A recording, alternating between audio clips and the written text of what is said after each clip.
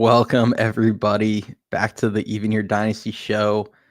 It's Tuesday night, and we finally have action again. The San Francisco Giants signed future Hall of Famer, three-time Cy Young winner, former MVP, but he's going to be 42 years old, right-handed pitcher, Justin Verlander. It's news. Exactly. I'm thrilled about that. Yeah. I'm sitting here talking this morning like, hey, can we have something happen so I don't have to sit here and try and come up with different things to talk about every week? And sure enough, I don't know if it was 4:00 with the news drop that Verlander was coming. For those of you that don't follow Jeff Young on Twitter, I don't know why you don't, because he's the best follow on Twitter when it comes to Giants stuff. He shared with us some wonderful Photoshop and AI generation of what it would look like for him to be on the Giants.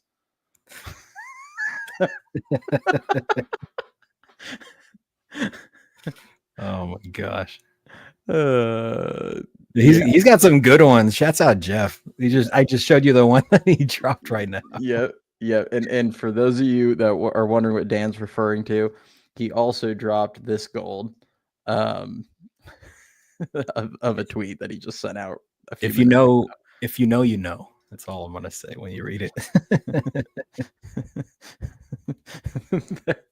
There aren't many father-son duos who get to wear the same number on the same team, so it'd be pretty special if Justin Verlander gets to wear number 48 for the Giants next season. I don't know how he comes up with these, but yeah, that one got me. I was busting up in the green room. It's just phenomenal. So we appreciate you, Jeff. Thanks for the laughs. But shouts out Jeff Young, cool guy. Yeah. But no, dude, all jokes aside, it's news. It's a position that is being filled in which we had a need for. It's not a Corbin Burns, it's not a Blake Snell, but it's a Verlander. And we kind of floated the idea out, over the last few weeks that it's a possibility as a pivot signing. We were not necessarily hoping that it'd be a reality, so it did kind of catch us off guard. And it was definitely surprising. I didn't really see much connection or any rumors out there connecting us with him. But I mean, you can't really be mad at it. Yeah, I mean, I think there's a few different ways we can look at it. The first is just from a veteran leadership standpoint. I don't think that's going to hurt. Having him in the building with some of these young pitchers developing, it's not a bad thing. And we brought up the Randy Johnson comparison. Having Randy and Zito back in 2009. I mean, obviously Zito was there for a while, but having them there in 2009, that could not have hurt. Being having them in the building with guys like Kane and Timmy and Bumgarner and all those guys, although Bumgarner actually didn't come up until 10, but I think he probably made an appearance in spring training and things like that. So having those guys around, not a bad idea. From a production standpoint, I mean, historically, if you look at what he's done, I mean, even throwing out some of the Cy Youngs and stuff like that, although he did win a Cy Young as recently as 2022, even in 2023, he had a 3.22 ERA. So he was a really solid pitcher, and that was over 162 innings. Now, last season, he did have neck and shoulder injuries. He was limited to 90 innings. He was 41. He's going into his age 42 seasons. I think that there's a lot of fair questions on whether or not his body's going to just break down, or if he's going to have all kinds of different issues physically this season. The stuff is still good. I know Kaspick put out some stuff from Fangraphs that the stuff is all still grading out as a plus pitches. His expected ERA was 3.8, even though his actual ERA was well over 5 last season, 5.48. So, I have concerns as far as what he might legitimately give them production wise, but also on the flip side, it's a 1-year deal. And yeah, it's $15 million. It's not cheap. That's just the going rate for any veteran pitcher nowadays, it seems. But it's a 1-year deal. There's hardly any risk involved with 1-year deals. If he's the pitcher that he was in 2023, you are going to get a highly productive pitcher. And if your team's good, awesome, you can, use that to try and like chase a playoff spot. If the team's bad, if he gives you that production, you can trade him at the deadline really easily. Someone will take him. And then if he's the guy that you saw last year with shoulder injuries and all the different problems, well, for those of you that want to see the kids, you're going to get to see the kids a lot because he's going to be in and out of the rotation anyway at that point. So it's very low risk, and there is some potential reward out of it. Yeah, for sure. I think you kind of nailed it there. I know going into the offseason, his projected contract, like he was going to land, was anywhere between 13 to 16 mil. So you're falling right in the middle of that. Yes, Kevin, this guy is still playing. And prior to this past season, he was playing at a pretty high level, even going into his, age 40 season. So he's that's been one of the things that's been spoken highly about him for his career, and especially like as he got into his later years, that he's fairly durable. And for being up there in age, his stuff hasn't really gone away. Like, sure, the velo's gone down a little bit. I know somebody touched on that he was, around 94 fastball last year, but as far as his stuff is concerned, it's still there. So I think it's a low risk, high reward. It's not, I think a lot of fans are a little bummed because you see Blake Snell go to the Dodgers and you see Corbin Burns go to Arizona. So a lot of fans had that, want and that expectation of us landing like a star starting pitcher to put as our number 2 and have some, that solidified 1-2 punch with Webb and them. So it's a signing that's not splashy. It doesn't really, make you excited, so to speak, but it's a low risk, high reward for all the right reasons. Des, I was going to touch on that in a little bit. That's funny. It's a low risk, high reward. And like you said, he fills that veteran presence, and it'll be good for the young guys. I think it helps take a lot of pressure off of them because, I mean, without, another pitcher in there's pressure on the other 4 in the rotation. So this takes a lot of pressure off the young guys. It gives you that veteran presence. It gives you some, solidification as far as, having that the nice 1-2 punch with a proven veteran, future Hall of Fame player. So in my opinion, it's a low risk, high reward move, and I'm all for it. More than anything, I'm just happy to see some action because it's been pretty dry. Yeah. I mean, if it's all they end up doing the rest of the way, this is going to be a little bit, it's going to be a letdown, obviously. But, the one thing we've talked about with all the young pitchers, and when I made the video, I think last week, talking about it, they kind of looked like they were poised to rely on a lot of these young pitchers, is it is so risky. As much as like we all want to see all the young pitchers just get their shot, it is so difficult and risky to rely on 3/5 of your rotation on guys that haven't thrown more than 130 innings in a season. Like, we're talking about guys that a lot of them struggle to get out of the 5th inning. So when you're doing that 3 straight games every time through the rotation, I mean, we've seen the impact on the bullpen in the last few years. It's not good. Your pen's going to be gassed by the time May rolls around.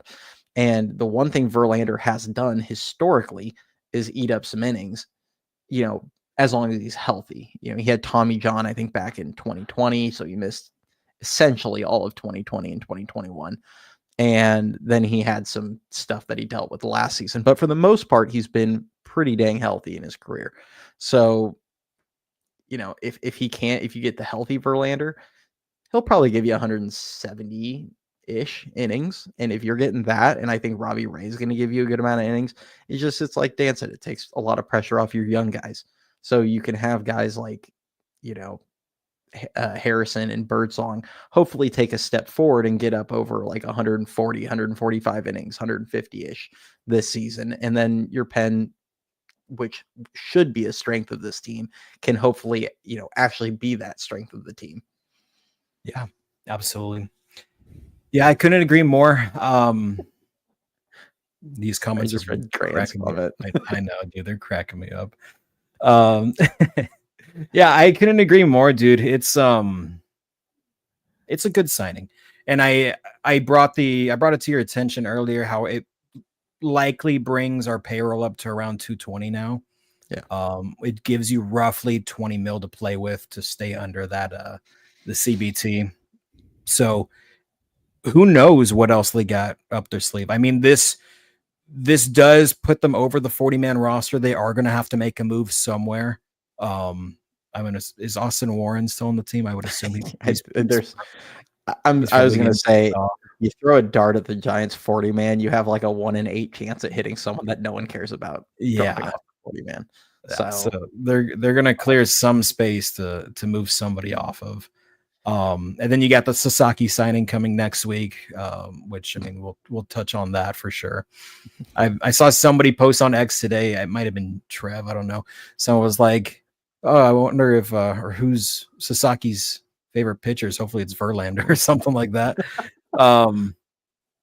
So yeah, I mean, it'll be interesting to see how the rest of the offseason plays out. Obviously, we all hope that it's not simply just Adames and Verlander. We want something else, preferably a bat, preferably a Sasaki. But yeah, I mean, we'll see how it all plays out. But I mean, I'm happy with it. I'm not mad at it. If it was up to me, I would much rather sign Verlander to a 1-year deal than sign Flaherty for like a 5-6 year deal. So yeah, 100%. If anything, because it's a limited risk move. exactly. It gives your young guys a chance to, takes a little pressure off them. It gets you the guy to eat up some innings this season, and it's easy to move off that deal. And even if you can't trade that deal this season, it's a 1-year deal. So who cares? Exactly. Like it's gone after the year. So yeah, I mean, we've all talked over the years, like we don't want to sit here and watch them, constantly hand out opt-outs and blah, blah, blah. But like signing veterans to 1-year deals is not a bad thing, especially if you feel like you have potentially the solution internally, but you don't want to just like dump all the young guys out there at once and just be Exactly. like, hey, let's hope the season doesn't go belly up. Like, it makes sense from that standpoint. So Yeah. we got a few comments in here. Obviously, a lot of people dropping some really funny ones in there. Yeah. I made the joke to in the chat earlier where I was like, hey, Posey said he's in the memory making business, and what's more memorable than, possibly getting a high five Kate Upton in the stands. Man. That alone will make me want to watch Giants games. Yeah. Oh man, this signing definitely indicates that the Giants are all in this season after the Chapman and Adames signings as well. Let's get Alonso and Sasaki, and we'll be playoff contenders. I mean, if they got them both, they would. I think everyone would feel pretty decent, at least, about them being a playoff team. Sure. That I don't know if you've seen the Alonso thing. I know Dan, you have, but supposedly Alonso is using the Prince Fielder deal as a benchmark, and he's insane if he thinks that anybody should be willing to give him that contract. That's absolutely nuts. What was it, like 9 for 218 or 14 or something like that? It was like 9-2-18. Yeah, it comes out to like the AAV isn't bad. It's like 23-ish mil, but still 9 years at 30 years old. You're tripping, bro. You're tripping. No. No. I honestly, I genuinely, and I'm not basing this off of anything other than it's just my opinion watching him play. It would not surprise me if Pete Alonso turns into like a 190 hitter by year 5 of that deal. like a Josh Hamilton. Yeah, he'll be like Chris Davis, except for with Chris a little Davis. more power. That's a good one too. Yeah.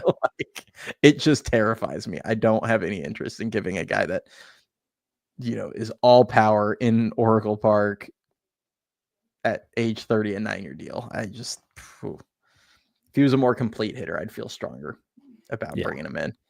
Yeah, he should go to Colorado. He'd hit like 1 billion home runs there. Bro, he would hit 480 foot bombs all day over there. Yeah.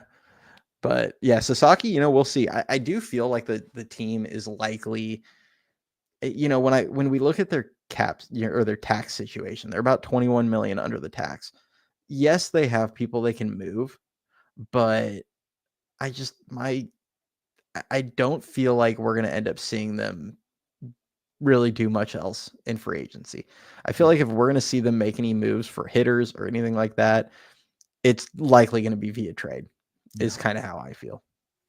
Yeah, it's, to me, this move makes sense for a couple reasons. One, after Sasaki signs, I feel like a lot of teams are going to pivot to some of these veteran pitchers that are on the market.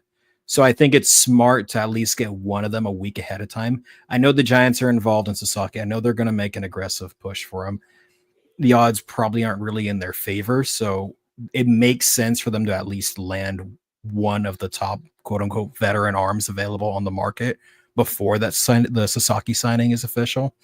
And two, both of these accusations basically improve the team for the future. What I mean by that is you lock down Adames as your franchise starting shortstop on the left side of the infield for 7 years to come. Okay. You're good there. That's solidified for the present and the future. You're bringing in Verlander now, who, yes, it's a 1-year deal, but his mentorship, his veteran leadership is going to impact these younger pitchers on your team for years to come. So even if you're not competing this season, both of these moves make sense in the long run for the benefit of the team itself. So I get the logic and the understanding with, this move here. I just really hope that we land Sasaki, man, and get a bat, get a Santander. I'd be fine with Alonso for like a 4 or 5 year deal max, but Sasaki would be amazing. And Cole, I've seen your comment. Which guys would you take, Verlander or Scherzer? I mean, Cody and I and Ricky have floated out both of their names for weeks and months now as possibilities to pivot to if need be. They're both in the same boat as me. I probably would lean more towards Verlander, personally speaking. Other guys would lean more Scherzer. You're going to get similar production out of both, though. Yeah, I personally lean Verlander.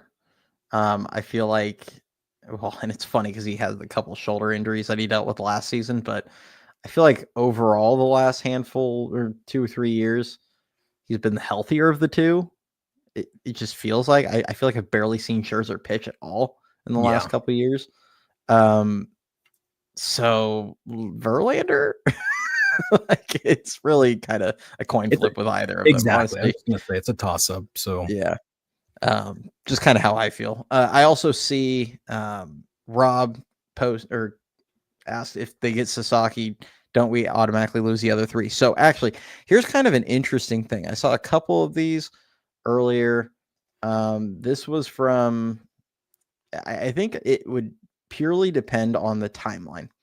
So supposedly Sasaki, and we kind of touched on this last week, wants to wait until January 20th is kind of the rumor out there to sign. Well, signing day is the 15th. So this was Roger Munter. He said they're expecting to just go with their commitments and sign everyone on the 15th. So he does mention, obviously, things can change, but I have a feeling the only way that changes is if Sasaki tells them on January 14th, like, hey, I want to come, but this is what it takes. And it's going to take your whole bonus pool. Then they have a decision to make. But if he's going to drag it to the 20th, the Giants are just going to sign their guys, is what it sounds like. And at the bare minimum, I don't think they're going to back out on Gonzalez. I think they get, Ricky floated that last week. I think they're going to, at the very minimum, sign Gonzalez. And then if they want to hold off on the other two, they'll still have like $3 million estimated in their international pool. If that's enough for Sasaki, then great. Maybe you mess with the other two. Now, I know a lot of people are super high on like Gene McCarris, for instance. There's actually a YouTube video for anybody that's interested. Go check it out. About him when he was like 14 and his, he talks about his work ethic and all this stuff. And it's like one of the people that's training him. It was actually a pretty interesting video, and seems like he's got a good head on his shoulders, and he works hard in the, he's been playing a lot of different international ball and tournaments over there, and he's done really well. So it kind of stink to lose him, but he's not the level of prospect of Gonzalez, obviously. So the Giants would want to make sure they get the first one done. Yeah, and that's something we mentioned in the last live, how, if you're coming down to you got to make sure you at least land those 3 And if you land Sasaki, great. If not, it's okay. At least you got the number 2 guy, the number 2 international player available, plus 2 other solid ones.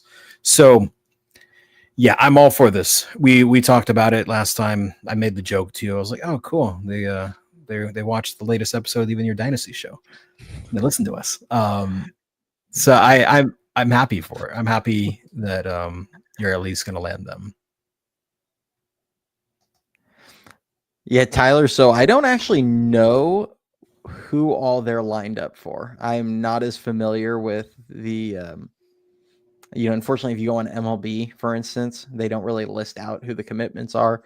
So I can't say I follow close enough to those until they actually happen on like who's committed where. But, if they have one of the top guys and they drop, or not even necessarily a top guy, if they have, somebody kind of in the Makaris range that's like in the 20s, the Giants might have like $1 million or 750 to play with. I mean, maybe they can swoop a guy, but there are teams that have more money that probably could.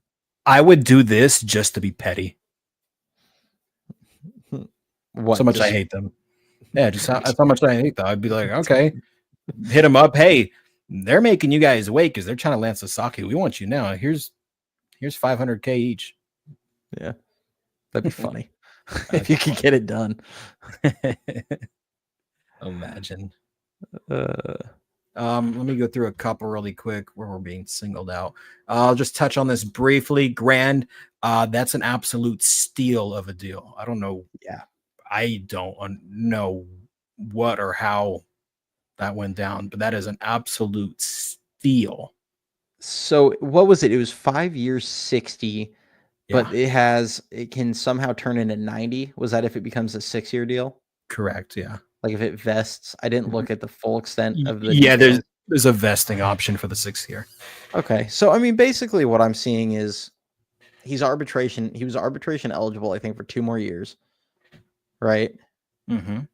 So they bought out his last 2 years of arbitration at 12 each. God, roughly. I don't even know if he might have been a little below 12 this season, but dang, I mean, it's a steal. I mean, it really is. Half, bro. They got Brent Rooker for 5 years at $60 million, but they signed Severino for $367. Yeah, exactly. Dude, it's a steal. That's a steal. That's a great deal. And then there's this one. You guys are saying at bat, which one is attainable? Alonso, Santander, Suzuki, etc. All 3 of those are attainable realistically. Yeah. I mean, any of the 3 are. Whether it just depends whether you want to go the free agency route or whether you want to go the trade market with Suzuki. Alonso, he wants a crazy contract, so I'm not for that unless he lowers his demands. Santander, there's been very little connection between the Giants and him. All rumors are it's likely going to be like a Blue Jays, leading the way in a bidding war. So we'll see what happens there. Suzuki, I know the Giants were interested in him when he was posted a few years back. There was some rumors as to why he turned it down, but if you really want to go that route, I'd be all for it. He's a solid bat. Yeah, I remember Suzuki made some comments about the city. Yeah. There were some things that came out that he felt like it was either unsafe or it had its issues. I think that's one of the guys that has kind of, sparked that debate that's been on X for a couple of years now about, people don't want to be in San Francisco. So who knows if he's even willing to come here or interested. Granted, I don't know if he has a no trade clause or anything, so they might not be able to stop it really, but exactly. He could potentially be out there.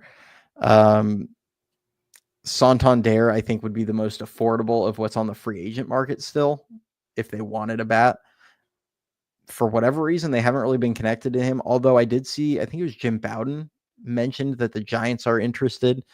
Now, the level of interest, who knows? But I think he said they checked in or something along those lines. Yeah. It was like very vague. That's why I say there hasn't been a lot of connection, but there's been some. And it was that one report. It came out just a few days ago. Yeah. And in fairness to Buster, like they've signed 2 people and both people, you heard nothing about it. Yeah. You know, I mean, Heyman kept kind of mentioning the Giants were in on Adames, but he was like the only one, and everybody else was like, they're going Kim. And then all of a sudden they pop up having signed Adames. And now Verlander, I mean, he was Everyone was saying they're going Burns. the only connection to Verlander was just kind of, he's an option out there. There was nothing saying the Giants were looking to sign him. So in fairness to Buster, yeah, exactly what Taylor's saying here. Seems as if he works in the shadows. Exactly. They're not leaking anything. So maybe he is interested in Santander, and we're just not hearing about it. But I'm not sure if he actually will do that. It just seems like they're not going that route, but maybe we'll be shocked. And see, I agree with this. To an extent, I like it, but at the same time, I hate it. Because from a business perspective and from being like a fan, I like the fact that, okay, they keep their business low key. They're not letting these rumors leak, blah, blah, blah. But as like, somewhat of a content creator with you, I want news. I want rumors. I want stuff to talk about. Yeah, we try and put stuff out. I try and record at least twice a week during the off season, if not 3 times. It gets really hard when they are letting nothing out and there's barely any rumors out there. We literally have to brainstorm together. Like, all right, what are some ideas we could talk about? Because there's crickets out there right now. Yeah. So it's just pretty funny. I think we had one more. Oh no, we didn't. We can mention this briefly. I think. Sorry. I was gonna say, I think Cody might touch on this on an episode or even a live show later on. If you guys didn't see, he did win the Winter Ball Rookie of the Year. For what's that league called, Cody? Oh, in the Venezuelan Winter League. Yeah. He won Rookie of the Year there. He had amazing numbers. We'll dive more on this on Friday night, most likely. I mean, Cody dropped a tweet. Follow him at UID Show. He dropped a tweet earlier today about it, and dude, I would love to see him get a chance to shine. Yeah, that was actually going to be the recording tomorrow. I was going to be talking about Matos, and is he kind of primed for his breakout? Which is funny because I put that video out last year saying he looked like he was ready for a breakout, and then it didn't happen. But now it's like he puts up this huge winter league, and it's like, all right, is it going to come this year? Because it feels like he's just on the edge of one for sure. We'll see. So I'll put out a video talking about him, some of the things that I've seen that are good, some of the things that he still probably needs to work on a bit. But that'll probably be we'll either talk about that Friday or I'll put out something next week about that, or both. Yeah, or both. Why not? I want to touch on this, Cole. I've seen it post. You put it in the comments a few times. I see a dilemma. Veteran ace has worn 35 his entire career. San Francisco already has its own legend who wore number 35, 2-time champ, Crawford. Yeah. I don't know if he's going to be able to get the Giants to give him that number. I think Crawford will have to give him permission. Yeah, exactly. But I don't know. I feel like Verlander has enough respect for Crawford as a Giants legend that he won't ask for it. Yeah. So we'll see. Or he could go the Jeff Young route. That's an option. Yeah, I mean, I like the Jeff Young route. I think he should go 48 just for the laughs. Just for the laughs. And then he can just, throw out the ceremonial first pitch of opening day to his dad. Oh, what's crazy? I saw somebody post about it earlier. Verlander is 4 years older than Posey. I'm not surprised. It's a trip to think about. Yeah. The guy that's 4 years younger than you is your boss and signing the deal for you. That's crazy. It feels like, I mean, it's not been obviously, but it feels like I've been watching Verlander pitch like my entire life, basically. Yeah. Well, it's true. Closer for you, but yeah, because I mean, we went against him in the World Series. Yeah. I mean, he was a rookie he made his debut in 2005, but he was a rookie in 2006 and won the Rookie of the Year. And like, I just think about that. I'm like, God, like, I mean, obviously I was watching, the Giants go to the World Series in 02 and stuff like that. But man, it feels like almost my entire baseball watching life I've been watching this guy. Cody. It's not quite. Cody, I was 9 when he won Rookie of the Year. I was 9 years old, bro. Yeah, I was 13. I at least was a little bit older. Damn. Yeah, we're old, bro. Yeah, maybe he can talk him out. I would take Buster Posey today, having not picked up a bat in 3 years, as a backup to Bailey over Tom Murphy. Yeah. Oh, man. I'd take him at first over Wilmer. Shoot. Yeah. And here I want to talk about this right here. Need to rebuild Giants young players and keep drafting to get better. Yeah, and this is a signing that I don't think hurts that. Yeah. It like we kind of touched on earlier, it takes a little bit of pressure off of them, and it gives them the flexibility to be able to pretty much move off this deal or move off him starting at any point. And with it only being a 1-year deal, you have zero commitment beyond the season. So I don't think it hurts them from being able to do this. He's not a qualifying offer guy. You're not losing draft picks or international money. So this should not impact that. And it also shouldn't have anything to do with their Sasaki pursuit or any of that. They're still going to try, and kind of as we talked about. So it's kind of a minimal impact signing. Now, if they do land Sasaki, it kind of frees them up to more easily trade from some of their young pitching. But we'll worry about that problem when it comes. I had a dream we signed Sasaki. Fun fact, and it felt so real. Yeah, the only dream I've had about Giants baseball that's come true in the last 2 years is getting Adames. It's like the only one. Hey, 2 in 1 offseason. Yeah. Let me see this here. Davis says, who can they get for 20 to 26 mil that they have left? That's a good question. It depends on how close they want to get to the CBT number, honestly. Plus, as we kind of briefly touched on, there's a couple guys you can move off of to free up even more space.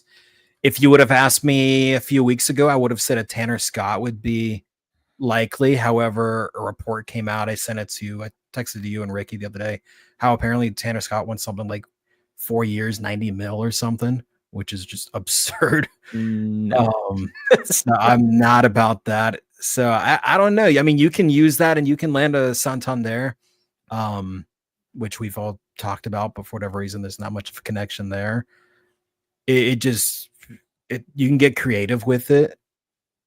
We don't know, dude. We're just going to have to see how these next couple weeks go. Yeah. How about signing Sandy from Miami? Or trading for, I'm sorry. Yeah, I mean, I'm interested in that, but I'd be curious on what they actually do with the rotation if they make that trade. Yeah. Although, granted, they might have to send one of these young guys back. Yeah. In order to do that. So, I mean, potentially. Yeah. For sure.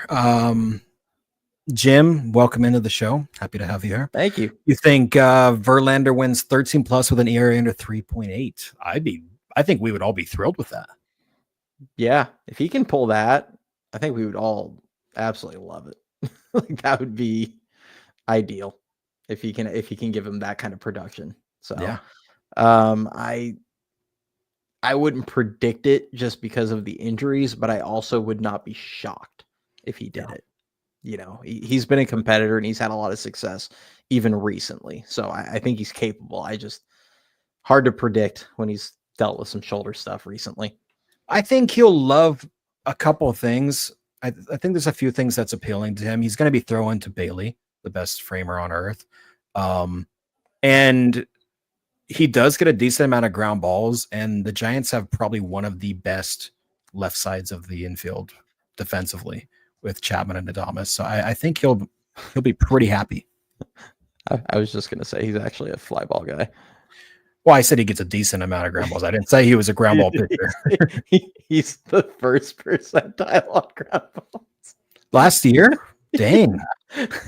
Although I do think in recent years he's actually been a little better. Yeah, I think 2022. No, he's just kind of been a fly ball. Slow. It's slowly gone down. I just remember 2020. Yeah, look right there. Oh, that was the one start year. He threw 6 innings that year.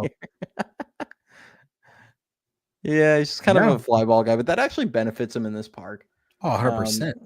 Yeah, it's a huge park. That should help. So, but he doesn't strike out a ton of guys. He does still limit hard contact. That was something we did mention with Corbin Burns. The stuff is all still there. We'll see. I think to me, it's just if he's healthy, he'll be good. If he's not, if his age is finally catching up with him, and everything's breaking down, it could get ugly. But in which case, kind of like we mentioned earlier, if that's the case, they'll probably he'll end up out of the rotation sooner than later, and they'll end up with a kid, or he'll be on the IL. So we'll see. But I don't think he's going to just fall off a cliff production wise. I do feel like he's going to end up being pretty solid. As I kind of mentioned earlier, his expected ERA was actually 3.78, 58th percentile. So there was obviously a little bit of bad luck involved in the numbers last season. Now, the numbers are the numbers at the end of the day. So, I'm not huge on expected stats, but they kind of tell you that we should expect a little better than what he showed. Yeah. So, like I said, low risk, high reward.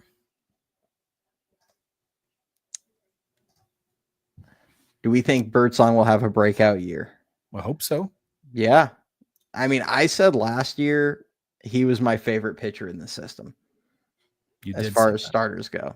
Like, I checked the tape going back to the minor league videos from early in the year. He's on record. Yes. He is my favorite pitcher in their system.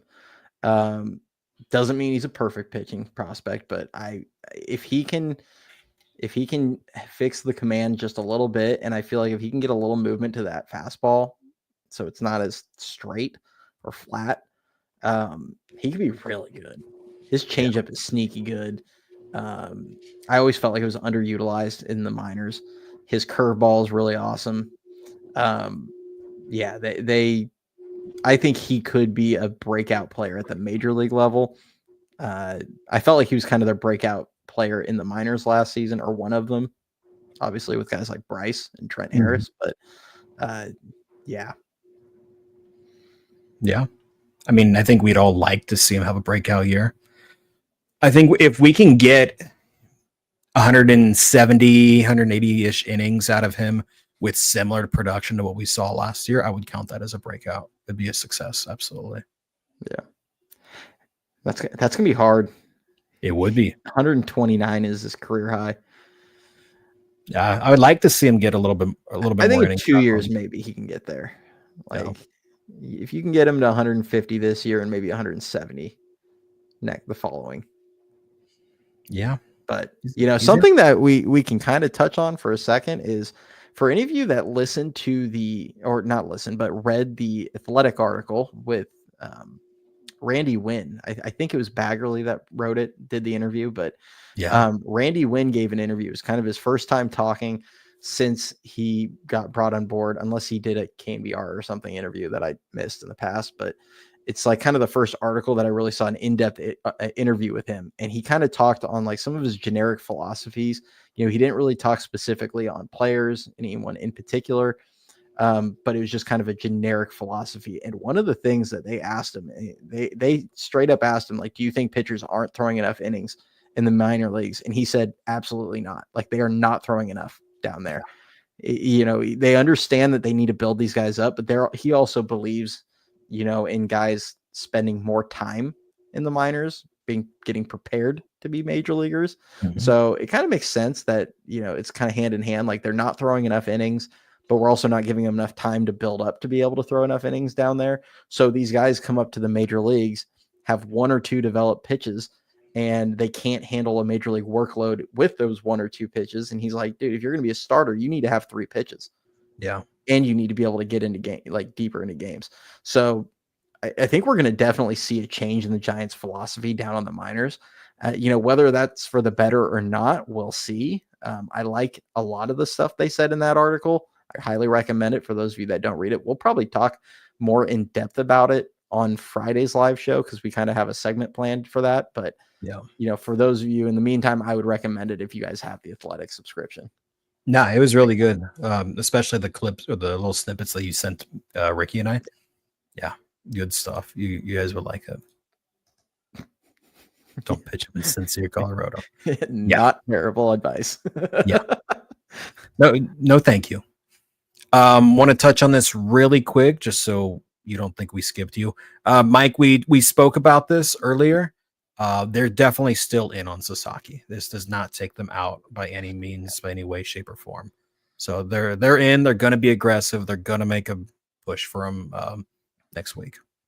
Yeah, and we'll see. If they, if they could land him, that'd be a pretty exciting offseason. Somebody kind of mentioned earlier, like if they could find a way to pull Gonzalez and Sasaki, it'd be insane. I mean, I don't know if there'd be really a question on whether or not, like on paper, that would probably be like the best international class ever somebody's ever pulled, like at the time of signing. Obviously, whoever landed, when the Nationals got Juan Soto, or when the, guys like Julio and some of these other young, international superstars, Vladdy, like those, looking back, and Acuna, the steal of all time, probably on the international market. Braves got him for $100K. Yeah. So, yeah, I mean, they're going to try and get him, and we'll see. It'd be awesome, but I'm not holding my breath. I maintain that I just don't think it's likely, and I would rather be wrong after sitting here saying that they're not than get my hopes up, because it just doesn't feel like it's likely to happen. Yeah, for sure. It would be so fun if we were to land him, dude. We would be going crazy. Like you said, I mean, is there a chance you can land Hoswar and Sasaki? Yeah, there's a chance. It's not a very high chance, but there's a chance. And I would be ecstatic. We'd be throwing a party on this channel, man. If they pulled both of those guys in, we would be taking shots and popping champagne live on air. Yeah. Get a guy that throws 100 with one of the best splitters in the planet. Literally the planet. And then a guy that, is probably the most toolsiest prospect the Giants would have had in the last 2 decades. Yeah. Legit 5-tool talent. That'd be insane. Yeah. I mean, we'll dive in on that once the time gets closer, but just the thought of it is super cool. One thing I did want to mention and point out, which is, definitely makes me wonder, the last time Baggerly spoke with Posey, Buster said specifically to him, we're going to focus on the hitting side of things as far as, free agency / accusations goes. We're going to focus on the offensive side. We're going to focus on a bat. Then this signing comes out. So that does make me wonder, okay, Posey's outright saying they're in on the hitting market. Yeah. You got 20-ish mil to work with. What are you thinking? Like, obviously you have some sort of plan since you went out and landed Verlander for, this $15 million deal. So where to next? Because that makes me think that there is going to be at least one more move, but where do you go? Because you've already said you don't want to go over the CBT number. So you got 20-ish mil, and you're saying you're still in the market for a bat. You're vaguely connected to the Alonsos, the Santanders. Like, what's next? And I know we've talked about what's next for weeks, and everybody's talking about that. But genuinely, after this move, and after what we've heard, what do you think they do now? Yeah, I mean, like I said earlier, I feel like it's more likely to be a trade. And now who that person is, I have no clue. Because I don't know who's even available right now. The White Sox, for instance, are floating someone like Luis, Robert Jr. out there. But it's going to cost just an insane arm and a leg. I mean, Kyle Tucker, the Astros already wanted Eldridge for Tucker. Giants said no. The Sox already wanted, Eldridge for Garrett Crochet. The Giants said no. There's no chance in hell they're going to give them Bryce Eldridge for Luis Robert Jr. when he can't stay on the field. So probably rules them out on that. I mean, people have mentioned trading for the ghost of Mike Trout, which I just don't see that happening.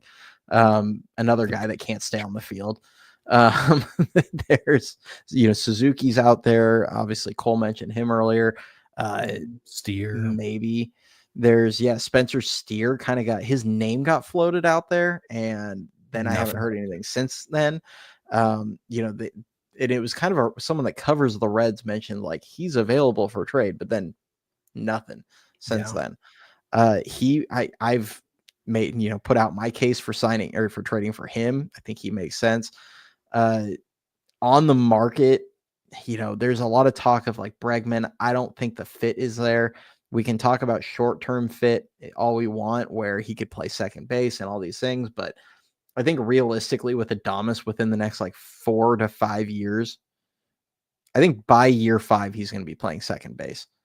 So I just, where are you going to put these guys? Because you can't kick Bregman to third because Chapman's locked up for 6 years. And I just don't see the fit. So I think they're just going to be better off rolling with Fitz or Casey or both or whatever at second base. And Alonso, as I mentioned, I'm not huge on the fit beyond like year 3 or 4.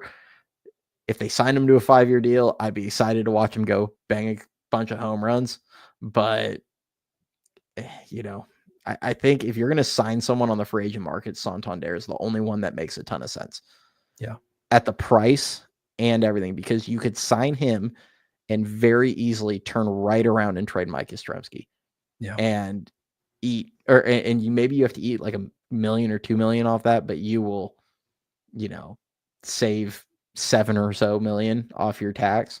So you'd still be able to be like 8, 9, 10 million under. Now, granted, I don't know what kind of deal Santander is going to take. It might take you like 22, 23. So you might have to go over the tax to get him and then have to like try and trade your way back under. But, I'm not sure what's out there on the trade market, unfortunately, but I feel like that's more likely is to go that route to try and get a cheaper player. Yeah. And it's interesting because just maybe a few weeks ago, there was, reported that Lamont Wade Jr. and Yastrzemski were both on the trade market. So it just makes me wonder what other tricks does Buster have up his sleeve? Yeah. Don't think anyone had Verlander on the bingo card. Yeah, I mean, I'm not going to say it's impossible. I do think if they make that trade, LA is going to have to eat a significant amount of the money. Like, I don't see the Giants trading for his full deal. No, definitely not. And also, like, I'm not giving back anything of significant value. And when I say significant value, I mean guys like Ramos, Harrison, Birdsong, Eldridge, like Bailey, like those guys are all off limits in a trade going back. And, I could probably be talked into like, I could probably be talked into, Carson Whisenhunt if they're eating a bunch of money, but like I struggle with a guy that averages like 90 games a season. And has like a degenerative back. Like this isn't going to go away. Yeah. What's going on with that thing? Yeah. I don't know. Alec Boehm, can he play first? Yeah, he did play first before Harper moved to the infield. Mm-hmm. He was playing first, and he actually was pretty solid there, if I remember. Yeah, he was solid. At least I remember the Giants playing a series in Philadelphia, and I swear to God, he made like 7 diving plays in one series at first base. So maybe it's just he had a great series, but I feel like he was pretty decent there. It's usually how it goes when someone plays us. Yeah, pretty much. Yeah, he could. There's a question. I don't know what his long-term contract. Like, I don't know what his contract details are. I'd have to look. Could potentially make sense, but kind of like all these other guys, like what's Philadelphia going to ask for if you make that deal? Like, are they going to hang up on Bryce and that's it? And if you don't give him, can't get a deal done. Okay, Taylor says ARB for 2 years. Okay, I mean, you can make a case there because then you can shove him at DH when Bryce comes up. So it's an option. Here's a guy that you would love to have at first. You can have Anthony Rizzo. Your face.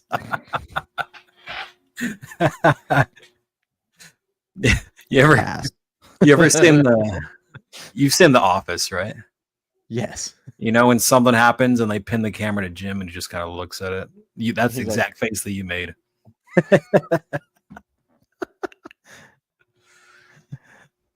Do y'all like trains? Yeah, I mean, I feel like as much as the average person. I don't not like trains. Yeah.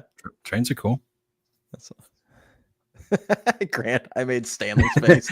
That's a good one. The gif when he's like sitting there like this and he's just like, it's like one of my favorites. See Alonso going the Blake Snell route, do a short-term deal with an opt-out after the first year. The problem with that is that Buster's already shown that he's not trying to do a short-term deal with an opt-out, especially if it involves a qualifying offer. Yeah. And I can't see us doing that for him. Yeah. I 100% agree. Like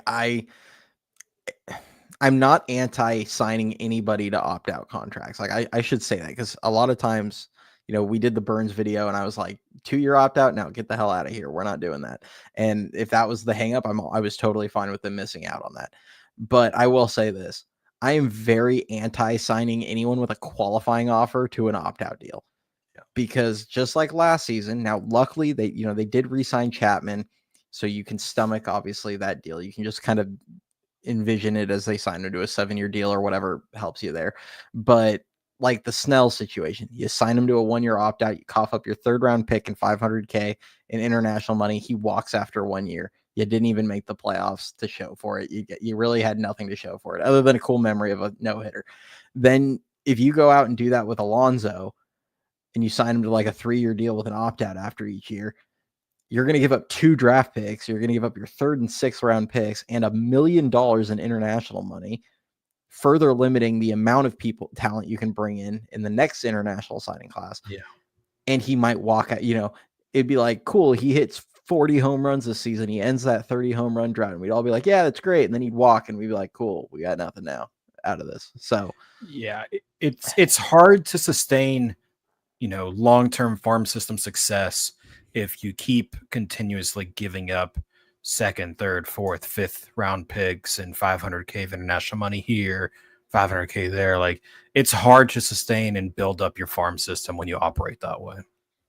Yeah, 100%. That's exactly the case. Like, and when you're talking about trying to build up the farm system, which is important because, like, I see a lot of people kind of mention, how does that help them this season? Like, how's it going to help them in 2025? And there are some that I feel like kind of view that building up the farm system is kind of overrated, but it's something that like Ricky and I have, like all three of us really, we've touched on it a lot. Is it's not just that you can produce the young talent and they contribute to your team. It's just having a great farm system is just such a weapon for sustained success because not only are you hopefully producing them for yourself, you can trade from that to acquire good players. So it's like, when there are 3 ways to acquire talent and it's through the, signing them or through the draft or whatever, like prospect, bringing them through your farm, trading for them, or, signing them as free agents are like the 3 ways to acquire talent. If you suck at one of the, bringing them through your system, that means you pretty much suck at trading for them too, because you're not going to be able to acquire guys from your farm. So that leaves just free agency, which is the least sustainable of the 3 ways for having success long-term, because most of the guys that hit free agency are on the wrong side of 30 or almost 30 and expensive.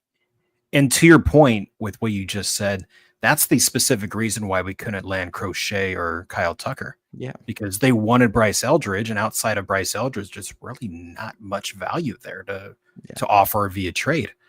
And that was very apparent in the reasons why those never facilitated more than just an offer. So, yeah, that's exactly the reason why. Yeah. So it's hard. That's why a lot of us were just kind of, we were against kind of the multiple QO guys. Now I was open to Burns if it was another long-term deal, because to me, it's like you could have done your damage to your QO in 2 years or in 1 year, just been like, cool, we're going to punt this draft, basically still acquire some high-end talent with a guy like Gonzalez and, and some of these other international prospects. And you're lined up for another top one next season. But the draft, you'd have been kind of like, cool, we got the 13th pick, and then we're not going to pick again till the 4th round, and then we're not going to pick again till the 7th. Like, you'd have been almost punting that draft at that point. But yeah, I just want to see this team. Yeah. I don't want to say do it the right way, because there's many ways to do it, but to me, like, you have to build up the system. It's going to be the best way to find a sustained long-term success, because I don't want to see them get good for 2 years and then be crap for 10. I don't want to see that. I want to see them get good and stay good for like a decade plus. Like, I don't want to suffer through this for a while. Exactly. And then to answer this question, Contos wants another bullpen arm. I think we all do. Yeah. We all do. It's the one thing we have going for us as far as the big league club is concerned is if you look at the team this past season, the bullpen is probably the one lone bright spot on the team. Not going by individual players, but just groups, bullpen, starting pitching, defense, offense, etc. Bullpen was one of the aspects in which we had a strength in. Me personally, I would like to move off of like a Taylor Rogers, for instance, and potentially bring somebody else in. You saw some guys step up and make their appearances and look like they can be pretty solid bullpen arms. You got some, young guys that are knocking on the door for their call up that would probably make good relievers. So, Hicks, there's your additional bullpen. You're not wrong. Yeah. Me and Cody and Ricky have been very, very vocal about get Hicks out of the starting rotation and get him into the pen and leave him there and keep him there. So, you're not wrong there. So I feel like there's so much potential with this bullpen. Yeah. Like, I feel like they're pretty solid as is, even without major improvements. I think Eric Miller obviously, let's start off with Ryan Walker. Like, I feel like he could be a really, really dominant closer. He's one of the most unique pitchers in baseball. You have, as much as we give him crap sometimes, Tyler Rogers has been one of the better 8th inning guys in baseball for years now. Taylor is a reliable lefty if they keep him around. I get why they're trying to move him because of the money, but if they do keep him around, he's pretty reliable. And then you have a couple guys with, obviously Doval, if he bounces back, that kind of changes everything. But even on top of that, you have a couple guys in Eric Miller and Randy Rodriguez that have insane potential in the pen. Like, they have closer stuff. So you could have, like, if a couple of these young guys kind of blossom, and then I know Grand, who was in the chat, he's a big fan of him too, but Juan Sanchez is a guy to look out for if you want another lefty arm in the pen. And then there's a few young guys, like I could see, guys like Beck being a bulk guy, or Roop, or, the guy that I've mentioned a bunch of times is Trevor McDonald as a potential bullpen piece who throws, upper 90s with just a disgusting slider. I think he could be nasty out of the pen. So, like, there is potential, but as we've kind of mentioned time and time again, just get innings out of the starters so these guys aren't just completely gassed in May. Yeah. Because if you can at least get consistently 5-6 innings out of your starters, this pen could be pretty dominant and shorten games for you. Grand says my lefty reliever fantasies an LT. Yeah. You should have seen my comments like all last year. Grand's like, dude, we need a lefty every time. And I'm like, I agree. Like, we got Miller, but we need more. Yeah. Reggie Crawford in 25, not anytime soon. Yeah. He if he was healthy, I would say it was a virtual lock that we would see him in 2025. It would have been at the latest. I really thought they were going to see him last season, he got the quick promotion up to AAA. He was pitching well in AAA. I thought we would have seen him by the end of last season, and then he had the shoulder injury in like June. Well, it was like a bicep impingement. And then they said he was going to come back, and then all of a sudden there's news at the end of the year that like he had surgery for his labrum or whatever. And it's like, well, there probably goes your next season. So yeah, maybe it's a bummer. Yeah. He's an electric arm. I think once he's healthy, if he ever can stay healthy, I think you'll definitely see him in a major league pen. But it's a big if. He's thrown like 40 innings in his career. Yeah. Could Ramos do better this season? I mean, he could. Yeah. He had a great year. He was an all-star. I think he can hit 30 bombs, though. Yeah. Yeah, he let's see, what was his final? And it was like 269. What was his OPS? 792. Yeah, it sucks because he got that thumb injury and it was nagging for like the last 2 months of the year. And I think that really, really prohibited him from having a much bigger second half of the season. So I think a year of, fully healthy Ramos can consistent playing time as, your everyday outfielder. I think he can give you 30 bombs, 90 RBIs plus easily. Yeah, I think the counting stats are going to go up a bit. I think the defense is going to be more valuable because he'll be obviously positionally, not because he'll be in a corner instead of center field. And obviously center fielder is more valuable, but he was pretty below average in center. It's very clear that he's a much better corner outfielder where he is a positive. I do kind of feel like I could see his on base improving a little bit if his walk rate goes up a little. I think average wise, he's going to probably be in that 260, 270 range. Yeah. OPS, I feel like he'll float around 800, somewhere around there, low 800s, high 700s. Mm-hmm. The OPS plus was 125. I mean, that all feels kind of about right, but I think the way he gets there, he's probably not going to go off on like this insane tear like he did in June, but I also don't think he's going to have like a 600 OPS for 3 months afterward. Like, I think it's going to be a little steadier of a performance. Yeah. And he has the ability to get super hot. So, I mean, if he can cut the Ks down, because I know Nick says right here, the Ks need to go down for Ramos, and I agree. He's got some swing and miss. He has some chase too, although the chase did improve as the season went. Like if you watch his chase rate, it was going down as the season went. But I think it'll be a little steadier because the thumb injury, I think a lot of us downplay like how much that probably impacted his offense for the last couple months. What happened with Matos? We talked about him earlier. I mean, he won the Winter Ball Rookie of the Year. Yeah. Cody and I both think that he's primed for potential breakout. Yeah. Who's our next accusation? Giants need to do the Padres a favor and trade for Tatis Jr. Imagine.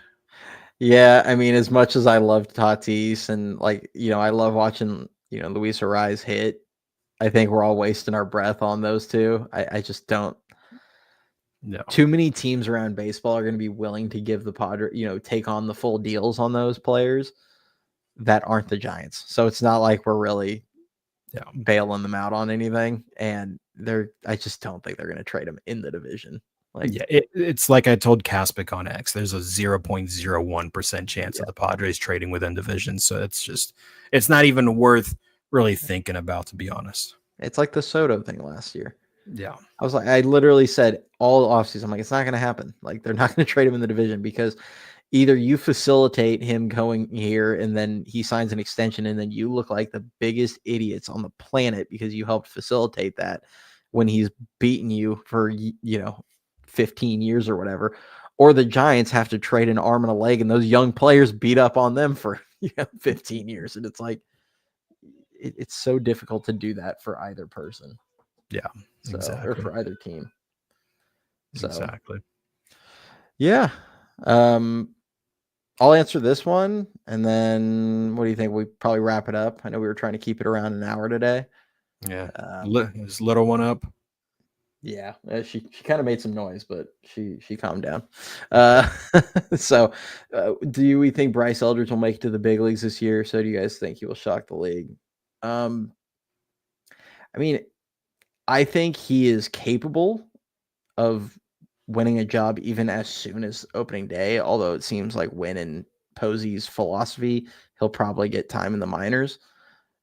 I think if he shows that he's ready, like they're not going to hesitate to bring him up. I do believe that. My gut is that he makes his debut at some point this season. Yeah, it might be a September call up and a cup of coffee, but my gut is that he makes his debut. Yeah, I think realistically, September is probably the most likely timeline we see naturally, unless there's like some freak injury where Wade and Wilmer both go down and he's just killing it in May, then he can come up sooner. But yeah. And as far as will he shock the league, I mean, he's the number 35 prospect in baseball and rising. So I'm not sure how much of a shock it would be to the league if he came up and dominated. He's very highly regarded around baseball. And he just had one of the best 19 or best, we'll call it teenage seasons in the minor leagues in the last like 20 something years. Like he one of the best. So he's going to be a phenom. We'll see. Yeah, hopefully. I mean, God, we are owed one. We are owed one of these 21-year-old kids that comes up that is so good. Like everybody in baseball, it feels like every team's had one except for us in the last however long. Exactly. And I agree with this. Yeah. Tucker was a guy we were high on, but obviously they wanted Bryce, and he's a guy that I think you could see the Giants throwing an enormous contract offer at next offseason. 100%. 100%. George, yeah. I know you're joking about Tatis. We're mostly referring to Arias on that one. Just so that's been in talks for whatever reason on Giants X, and it makes absolutely no sense. Do you think they leave Hickson and go with a 6-man rotation? I don't think so. I would lean no, though. I mean, if they get Sasaki, maybe they do it to please him. I don't know. I don't really know how you go about that. Yeah, it's gonna. I mean, obviously Verlander is gonna plug in as probably your number 2 or 3. Yeah. And then if you land Sasaki, that's going to be a great problem to have. But you are going to have to make some difficult decisions as far as the rotation is concerned. You're almost 100% going to have to move one of your young arms in either Harrison or Birdsong. Yeah. What you do with Hicks, don't know, don't care. Throw him in the pen, leave him there. That's my motto with him. Yeah. My take on a 6-man rotation. It is great in theory. And potentially, maybe potentially guys like Harrison and Birdsong can stretch out, and Hicks would be able to stretch out and throw more innings if they were getting that extra day of rest. But conversely, if they can't, you now have 4 spots in the rotation, or 3-4 spots or whatever in the rotation that you're struggling to get 5-6 innings out of. Because, one thing that everyone needs to kind of realize with Sasaki is, I think his career high in innings is like 120 or 125 in Japan. So this is 6-mans. Yeah, 6-man rotations. He's only 23 years old. So his arm's not like built up to 180 innings like a lot of these guys. So it is a risk if you fill up your rotation with a bunch of guys that can only go 5 innings, and now you're kind of wasting Webb's most valuable part of him, where he eats up 7-8 innings. It feels like, 6 minimum, but he has a lot of 7-inning starts every 5th game for you. So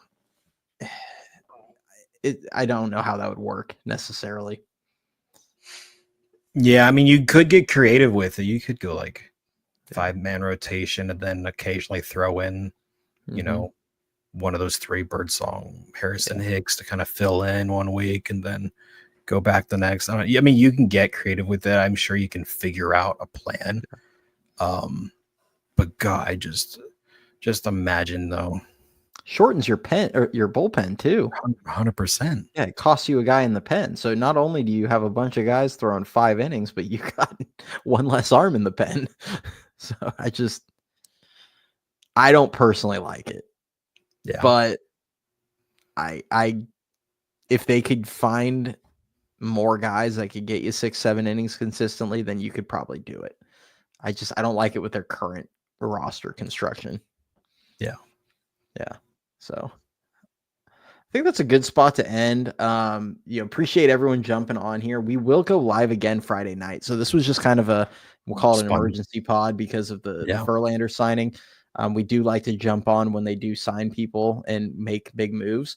But we will go on for our normal weekly Friday live show. I know Ricky will probably have some thoughts on, this as well that he's going to want to share when he joins us. But yeah, appreciate everyone joining. If you aren't already subscribed to the channel, if you go ahead and drop a like, drop a subscribe to the channel, hit the bell for notifications, all that good stuff. Anybody, we do try and put some shorts and different things on different, on our different channels and everything. So if you want to follow any of the Instagram, X, TikTok, all that stuff, it's down on the list below there. And if you're on Twitter, jump on over to YouTube, hit the subscribe button. Appreciate all the support from everyone. You guys are awesome. We are going to do a giveaway when we hit 1,500. We're 130 or so away from that. Ricky got another. I don't know exactly what it is. It is a Patrick Bailey item. That is all I know. Yeah, he's got a Bailey item to give away. I'm still figuring out what mine will be, but you got to get Cody to 1,500. And like I said last show, no Sasaki unless Cody gets to 1,500. Yeah. Posey makes the rules, not us. Yeah. Love it. Which means you guys have a week to do it. So send this to your right. Your family, friends, grandparents, coworkers, etc. Yeah, exactly. If we don't hit 1,500 see, you know what's going to happen though, Dan? We're going to get to 1,500. They're not going to sign Sasaki, and then they're going to drop like 100 subs in like a day. No, that's when you just say, I was just kidding. Yeah. That's hilarious.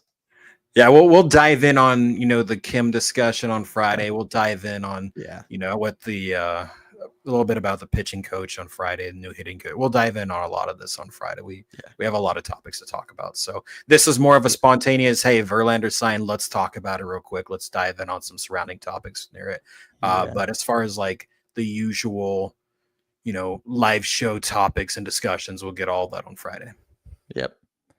Yeah. Hope, if you're referring to JP Martinez, when they promoted him, I'm assuming that's who you're talking about, the pitching coach. I actually made a video of him. It was a really short one back in like mid-October. So if you want to check that out, it's back then. But that's actually a good idea. See what Jonathan said. Oh, yeah. I will. I'll see if I can go into the options on here and set them up. But, appreciate you, man. I will try and remember to click that button every time and make sure that it is, it will do it. Absolutely. So, all right, everybody. Appreciate you guys. We will catch you on Friday night, barring some surprising signing happening again. Tomorrow.